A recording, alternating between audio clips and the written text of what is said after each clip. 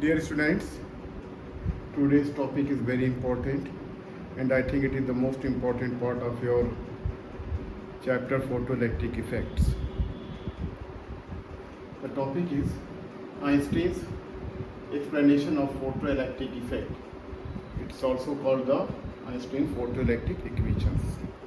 Just only a simple equation and a beautiful equation is there that was given by Albert Einstein, the famous scientist who also gave the theory of relativity.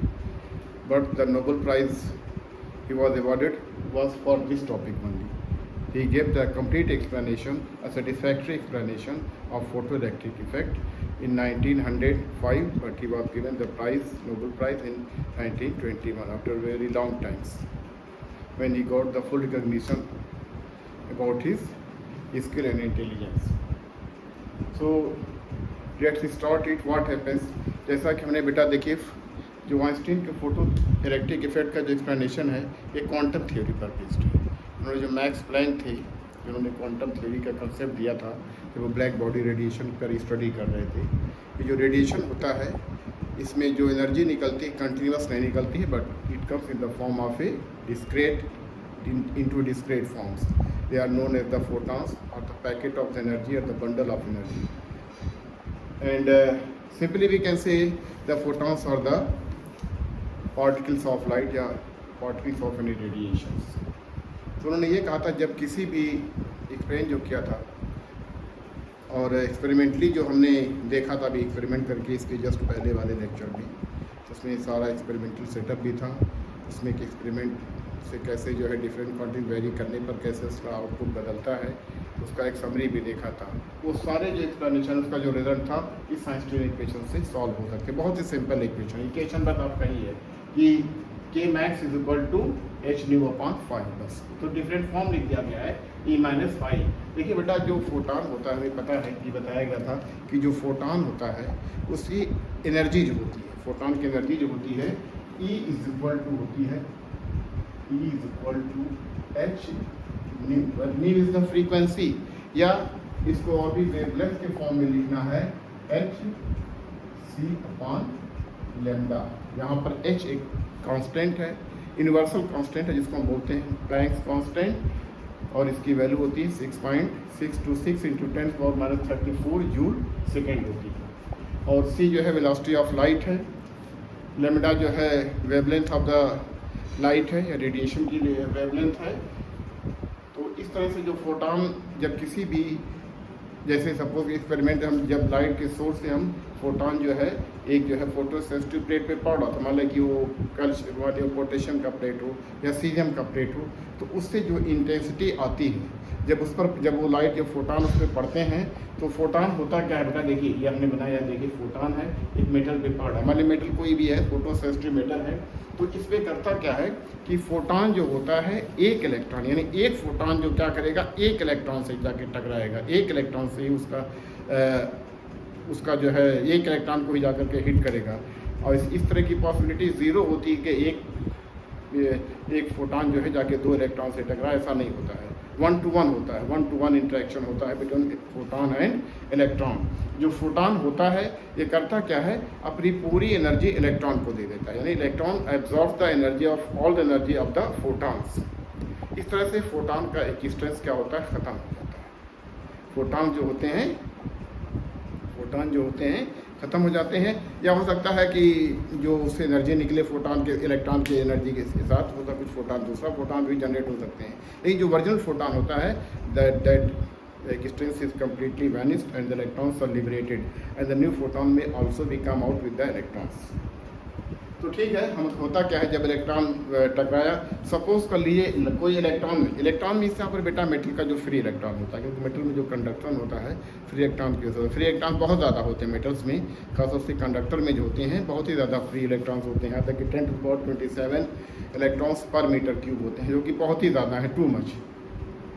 जब इस पर suppose कर लिए पड़ता है तो क्या होता है फोटॉन की एनर्जी इलेक्ट्रॉन को एब्जॉर्ब कर लेता है, और इलेक्ट्रॉन हो सकता है अगर उसकी एनर्जी फोटॉन ने जो एनर्जी एब्जॉर्ब की एनर्जी थी एक मिनिमम एनर्जी से ज़्यादा थी, तो हो सकता है इलेक्ट्रॉन निकल जाए। तो अब 2-3 पॉसिबिलिटी होती है। तो कुछ इलेक्ट्रॉन फोटॉन क्या करता है, कुछ ऐसे इलेक्ट्रॉन को हिट करेगा जो जस्ट सरफेस पे होंगे, जो सरफेस पे होंगे तो आसानी से निकल जाएंगे, वर्क फंक्शन से अगर ज़्यादा एनर्जी उस फोटॉन की है। और कुछ हो सकता है फोटॉन जाकर के अंदर किसी मेटल के और अंदर थोड़ा जाकर के गहराई तक जाकर के उसको हिट करते हैं। जब उसको हिट करेंगे तो उस इलेक्ट्रॉन को निकलने में ज़रा सा दिक्कत ये आती है, क्योंकि उसको जो है थोड़ा सा कोलाइड करना पड़ता है एटम से या और किसी उसके जो है मेटल से जाकर उसको काफ़ी कोलिजन होता है। तो जो जो एनर्जी फोटॉन की होती है वो उसका कुछ पार्ट जो होता है ये कोलिजन में वेस्ट हो जाता है। जैसे सपोज कर लिए कि फोटॉन है, उसकी एनर्जी 10 इलेक्ट्रॉन वोल्ट है और उसका जो वर्क फंक्शन सपोज कर लीजिए 3 इलेक्ट्रॉन वोल्ट है, और उसने क्या किया, 3 इलेक्ट्रॉन वोल्ट तो मिनिमम एनर्जी है, तो उसको देना ही देना है। फोटो इलेक्ट्रिक इफेक्ट के लिए उतना तो देना ही देना है। 3 वोल्ट से कम होने पर तो कुछ होगा ही नहीं, कोई प्रभाव नहीं पड़ेगा। तो अगर सपोज करें कोई अंदर इलेक्ट्रॉन था जिसमें कि 3 इलेक्ट्रॉन वोल्ट एनर्जी वेस्ट हो गई, तो 3 इलेक्ट्रॉन वोल्ट जो था उसका 3 इलेक्ट्रॉन वोल्ट जो था उसका सपोज कर लिए उसका था इलेक्ट्रॉन का मेटल का वर्क फंक्शन था, और 3 इलेक्ट्रॉन वोल्ट इलेक्ट्रॉन को एनर्जी वेस्ट हो गई इलेक्ट्रॉन को बाहर आने में। तो 6 इस तरह से वेस्ट, 6 एक तरह से एनर्जी तो ख़त्म हुई। अब बाकी जो 4 बची वही उसको क्या करेगी, एनर्जी प्रोवाइड करेगी इलेक्ट्रॉन को, जो कि कैथोड से एनोड की तरफ जाने के लिए। तो वही है, इसलिए मैंने डायग्राम में थोड़ा समझाने की कोशिश किया। फोटॉन आ रहा है, मेटल के इलेक्ट्रॉन को हिट कर रहा है, इलेक्ट्रॉन निकलना है। तो जो मेटल से यहाँ से सरफेस इलेक्ट्रॉन तो आसानी से निकल गए, लेकिन जो ये लूजली बाउंडेड इलेक्ट्रॉन थे, जो मोस्ट लूजली बाउंडेड इलेक्ट्रॉन थे, यानी जस्ट सरफेस के पास थे, तो आसानी से निकल गए। तो उसकी जो एनर्जी होगी निकलने की बेटा, वो एनर्जी क्या होगी, मैक्सिमम होगी। बाकी जो जैसा कि हमने जब हमने लास्ट बता रहे थे फोटो इलेक्ट्रिक इफेक्ट का जो रिजल्ट आया था कि जो एनर्जी होती है इलेक्ट्रॉन को जो है कैथोड से एनोड तक आने में, वो 0 से मैक्सिमम के बीच में हो सकती है। 0 से लेकर के 0 से मैक्सिमम के बीच में हो सकती है। तो अकॉर्डिंग टू आइंस्टीन जो है, अगर एनर्जी जो लूजली बाउंडेड इलेक्ट्रॉन है तो सबसे ज़्यादा मैक्सिमम काइनेटिक एनर्जी से निकलेंगी, और जो थोड़ा इलेक्ट्रॉन टाइटली बाउंड है, थोड़ा मेटल के नीचे हैं, तो उसमें एनर्जी उसकी क्या होगी, एनर्जी थोड़ा सा कम होगी। तो इस तरह से जो आइंस्टीन का जो फोटो इलेक्ट्रिक इक्वेशन है, यानी जो एनर्जी हम फोटॉन को दे रहे हैं, ये this much energy, that energy जो that is given to the electron by photon. तो ये एनर्जी होती है किसमें, या तो वर्क फंक्शन में तो लगेगी, प्लस उसको जो है काइनेटिक एनर्जी में देना पड़ेगा। तो उसका जो इक्वेशन है बेटा इस तरह से कुछ है, k max equal to E minus phi naught is the work function. कभी कभी वर्क फंक्शन को किसी बुक में W से भी रिप्रेजेंट किया है, W मीन्स वर्क से शायद लिया गया होगा। तो ये इक्वेशन हमारा है k max is equal to E minus phi 0 is equal to hc upon lambda. यहाँ पर E को एनर्जी ऑफ द फोटॉन है, जिसको हम hc अपॉन लेमडा या इसी को h न्यू भी कह सकते हैं। यही हमारा आइंस्टीन का फोटो इलेक्ट्रिक इक्वेशन है, जो कि सिर्फ मैक्सिमम काइनेटिक जो इलेक्ट्रॉन जो मैक्सिमम काइनेटिक जिस इलेक्ट्रॉन की एनर्जी मैक्सिमम उसके लिए इक्वेशन उन्होंने दिया है। बाकी कुछ इलेक्ट्रॉन की एनर्जी क्योंकि 0 से मैक्सिमम के बीच में कुछ भी होती है, कुछ भी हो सकती है ये, तो ये मैक्सिमम काइनेटिक एनर्जी के लिए आइंस्टीन का इक्वेशन है। तो ठीक है, देखिए मैंने इसको लिखा है अकॉर्डिंग टू दिस थ्योरी, यानी जो फोटो इलेक्ट्रॉन थ्योरी है, जो हमारी फोटॉन थ्योरी ऑफ लाइट है, उसके हिसाब से यानी क्वांटम थ्योरी के बेस पर है। According to this theory an electron absorbs a quantum of energy, यानी जो इलेक्ट्रॉन ने जो मेटल के सरफेस पे था, जब मेटल में था, उसने क्या किया, एनर्जी को फोटॉन की एनर्जी जो कि E is equal to h nu या एच सी, इसको एब्जॉर्ब किया। तो according to this theory an electron absorbs a quantum of energy which is equal to h nu या h c upon lambda of radiation if this absorbed energy exceeds the work function। वही यानी कि अगर ये energy जो photon की है work function से एक्सीड्स कर रही है, तो the most loosely bound electron will emerge with maximum kinetic energy. जो सबसे लूजली बाउंड इलेक्ट्रॉन है, यानी जिस पे जो है थोड़ा सा मतलब जो मेटल के जो न्यूक्लियर के इफेक्ट से बिल्कुल समझे कि बहुत दूर है, ये लूजली बाउंडेड है, तो उसमें जो इलेक्ट्रॉन उससे जो निकलेंगे, वो जो इलेक्ट्रॉन निकलेंगे उस मैक्सिमम काइनेटिक एनर्जी से निकलेंगे, जिसको हम के मैक्स कहा था हमने। जैसे पहले बताया था K max is equal of the electron is equal to half m v square is equal to e v naught was the stopping potential. So the most loosely bound electron will emerge with maximum kinetic energy K max. The more tightly bound electron will emerge with kinetic energy less than के max, यानी जो tightly bound electron होंगे उनकी energy maximum kinetic energy से क्या होगी, कम होगी। तो जो आइंस्टीन ने इक्वेशन दिया था बेटा, ये दिया था मैक्सिमम काइनेटिक एनर्जी के लिए। तो according to Einstein K max is equal to E minus phi naught, where E is the energy of the photon that is supplied to the electron, transfer to the electron, and it may be also equal to hc upon lambda minus phi या h nu upon h nu minus phi naught यानी symbol, सारे symbol जो अपने usual meaning में है। h Planck constant है, lambda wavelength of the incident light का radiation की लाइट है, c क्योंकि फोटॉन जो होते हैं हमेशा बेटा लाइट की स्पीड से चलते हैं, हमेशा जो है लाइट की स्पीड से चलते हैं। इस पर किसी भी रेफरेंस फ्रेम से देखिए उस पर कोई फर्क नहीं पड़ता, सिर्फ हमेशा उसकी स्पीड कांस्टेंट होती है irrespective of the frame of reference. यही कहलाता है आइंस्टीन फोटोइलेक्ट्रिक इक्वेशन। तो ध्यान रहे बेटा, ये जो इक्वेशन दिया गया है के मैक्स के लिए दिया गया, हालांकि जो इलेक्ट्रॉन को एमर्ज करते हैं उसकी एनर्जी 0 से लेकर मैक्स के बीच होती है, लेकिन 0 से मैक्स के बीच में जो एनर्जी होती है उसको निकालना थोड़ा सा पॉसिबल नहीं है, अब यह बहुत ही डिफिकल्ट है, इसलिए ये इक्वेशन सिर्फ मैक्सिमम काइनेटिक एनर्जी के लिए है। हो सकता है मैक्सिमम का, हो सकता है कि आपका जो है ये जो है इलेक्ट्रॉन को जो है वर्क फंक्शन के अलावा बाकी हो सकता है इलेक्ट्रॉन को जो फोटॉन आ रहे हैं इलेक्ट्रॉन को लिबरेट करने के लिए वर्क फंक्शन के अलावा और कहीं एनर्जी का वेस्ट हो ही नहीं रहा है, सिर्फ work function minus wastage of energy जो है या वेस्ट एनर्जी 0 है, तो इलेक्ट्रॉन की एनर्जी क्या होगी, मैक्सिमम होगी, यानी फोटो इलेक्ट्रॉन्स जो होंगे उसकी एनर्जी मैक्सिमम होगी। यही हमारा क्या है, ये फोटो इलेक्ट्रिक इक्वेशन है। यहाँ देखिए और डायग्राम में क्या, एक मेटल सरफेस है, यहाँ से एक फोटॉन आ रहा है, तो जो सरफेस पे इलेक्ट्रॉन होगा बेटा, इस फोटॉन से अगर ये फोटॉन इस इलेक्ट्रॉन से टकराएगा तो ये इसकी एनर्जी क्या होगी, मैक्सिमम होगी, और ये मैक्सिमम वेलोसिटी से मूव यानी फास्टेस्ट मूविंग इलेक्ट्रॉन होगा, इसलिए इसकी जो के मैक्स होगी hν माइनस फाई नॉट। हो सकता है ये एनर्जी जो है एक फोटॉन थोड़ा सा मेटल के अंदर हो, तो जो मेटल के अंदर है उसको लिबरेट होने के लिए, इमर्ज होने के लिए काफ़ी जद्दोजहद करनी पड़ेगी, यानी उसे काफ़ी कोलिजन का जो है काफ़ी एनर्जी कोलिजन में कोलाइड करने में भी, उसको एटम से कोलाइड करने में जो वेस्ट हो जाएगी। हो सकता है एक से ज़्यादा कई सारे कोलिजन हो, तो बहुत ज़्यादा हैं, तो कोई ये भी कोई ज़रूरी नहीं है कि जब फोटॉन अगर सपोज कर लिए अगर उसकी फ्रीक्वेंसी थ्रेशोल्ड फ्रीक्वेंसी से भी ज़्यादा है, तो अगर कोलिजन में ज़्यादा एनर्जी वेस्ट हो रही है तो इलेक्ट्रॉन नहीं भी निकल सकते हैं, यानी फोटॉन से अगर हमें उस पर जो इमरजेंसी जो लाइट इंसिडेंट हो रही है उसकी फ्रीक्वेंसी अगर थ्रेशोल्ड फ्रीक्वेंसी से ज़्यादा भी है, तब भी कोई ज़रूरी नहीं है कि इलेक्ट्रॉन उससे निकल जाए, क्योंकि हो सकता है उसको कोलिजन में बहुत ज़्यादा एनर्जी वेस्ट हो जाए। जैसे सपोज कर लिए कि 10 हमने बताया कि 10 इलेक्ट्रॉन वोल्ट का 10 इलेक्ट्रॉन वोल्ट एक फोटॉन की, जब 10 वोल्ट तो बहुत ज़्यादा होता है, लेकिन ये मान लीजिए 10 इलेक्ट्रॉन वोल्ट का एक फोटॉन आया, 4 वोल्ट उसका 4 जो है इलेक्ट्रॉन वोल्ट उसका वो है वर्क फंक्शन है, और मान लीजिए कि उसको कोलाइड करने में एनर्जी उसको 5-6 इलेक्ट्रॉन वोल्ट लग जा रही, ज़्यादा लग जाए क्योंकि ज़्यादा अंदर से आना है उसको, तो उसमें उस केस में इलेक्ट्रॉन बाहर आ ही नहीं पाएगा, तो there will be no ejection of the electrons from the metal surface, तो हो सकता है इलेक्ट्रॉन निकल भी नहीं, यानी जो हम एनर्जी देते हैं थ्रेशोल्ड फ्रीक्वेंसी की, उससे कोई जरूर नहीं कि इलेक्ट्रॉन निकल जाए, इलेक्ट्रॉन निकल सकते हैं, यानी इलेक्ट्रॉन में come out provided if the frequency of the incident light is equal to और more than the threshold frequency. ये डिपेंड करता है उसकी वेस्टेज ऑफ एनर्जी पे, जो कि कोलिजन के फॉर्म में होती है। तो ठीक है बेटा, बस यही इतना छोटा सा इक्वेशन था, इसी को मुझे बताना था, ये सारे टॉपिक का, इसी को डिफरेंट फॉर्म में आपकी किताब में लिखेगा।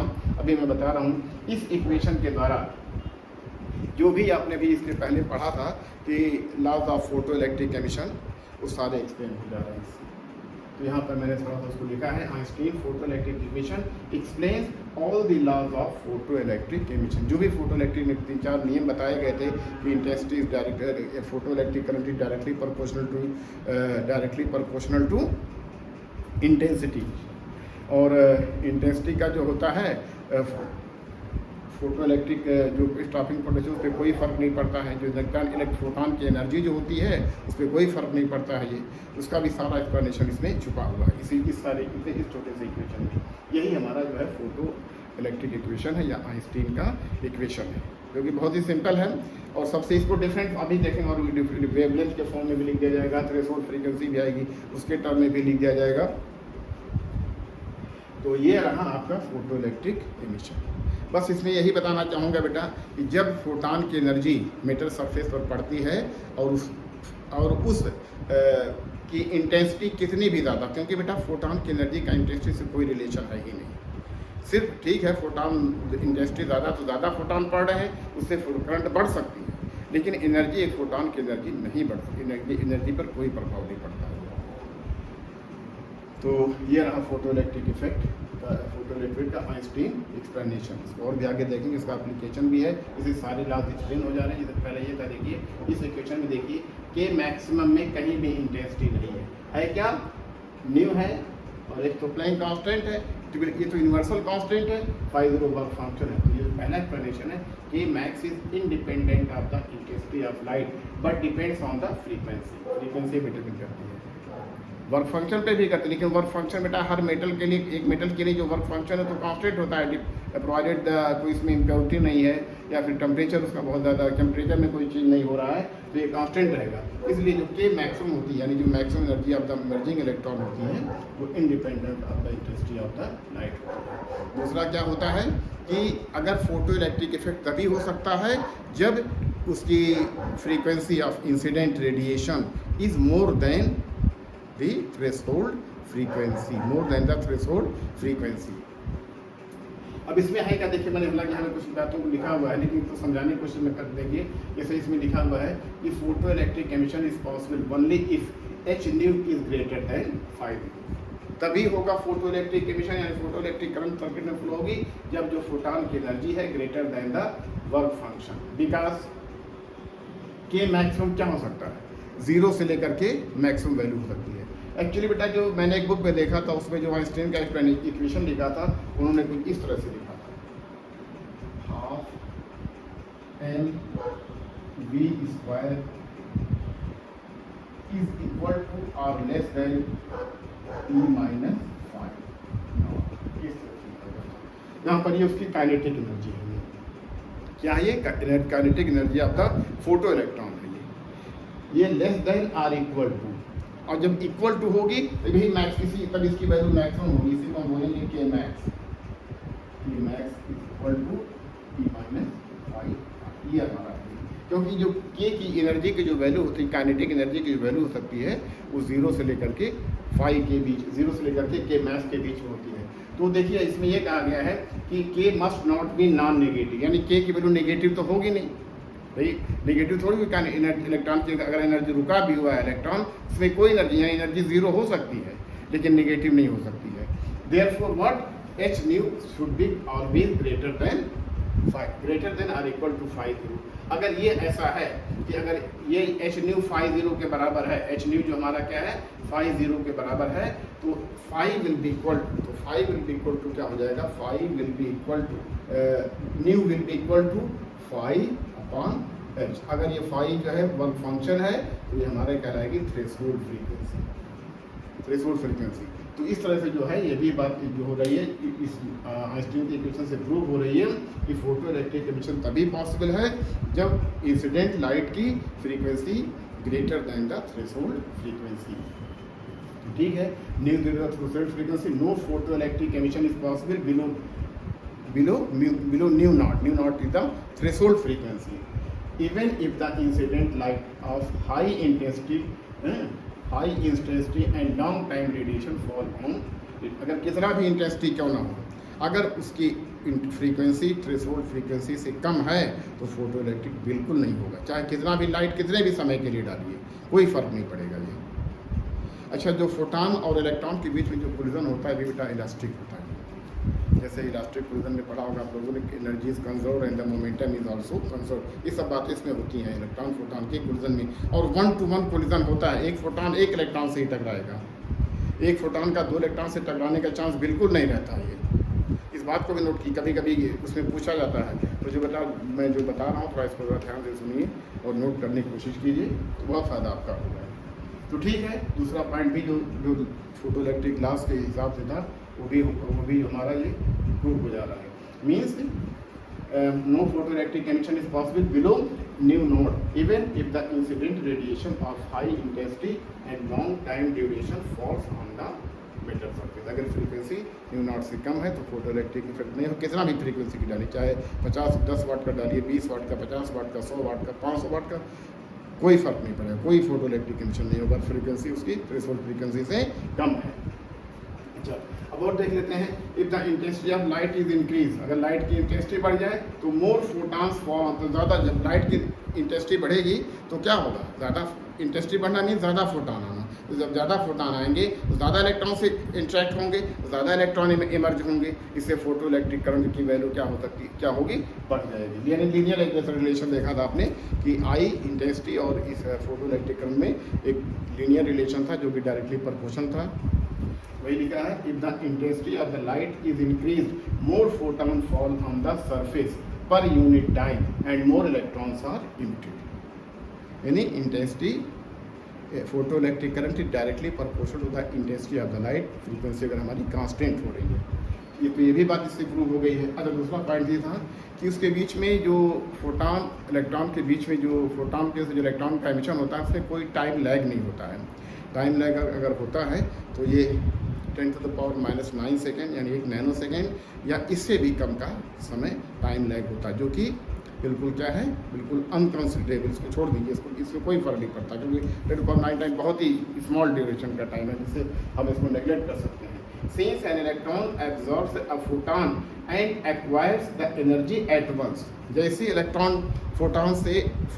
से फोटॉन टकराया, फौरन उसकी एनर्जी क्या करेगा, इलेक्ट्रॉन को ट्रांसफर कर देगा।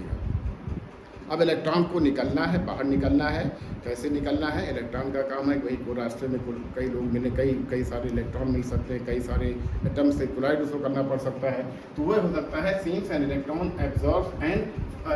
absorbs a photon and acquires the energy at once, there is no appreciable time lag between the incident light and the emission of the light।